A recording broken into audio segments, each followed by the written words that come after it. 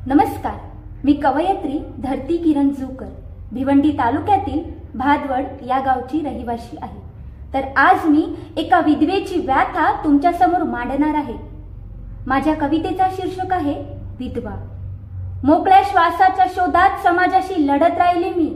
मोकळ्या श्वासाच्या शोधात समाजाशी लढत राहिली मी। लहान वयात विधवेपण कष्टात गेले माझे बालपण। आता सुद्धा नशिबाच्या पानावर तेच लिहिलंय। होय, आता सुद्धा नशिबाच्या पानावर तेच लिहिलंय।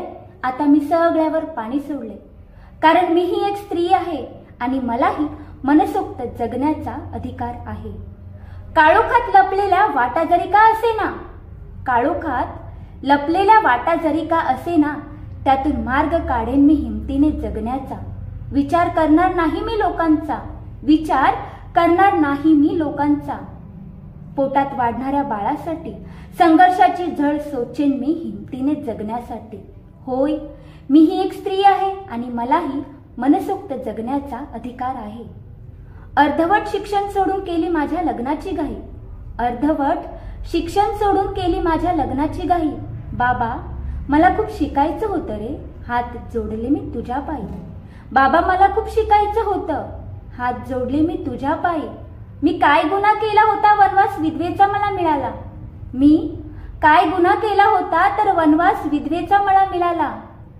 बाबा, आता तरी विरोध करू नका माझ्या शिक्षणाला।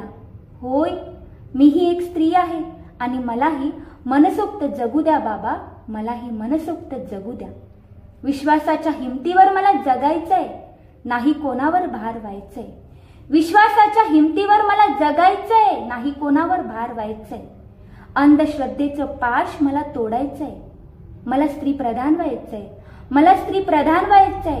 होय, मी ही एक स्त्री आहे आणि मलाही मनसोक्त जगू द्या, मलाही मनसोक्त जगू द्या। धन्यवाद।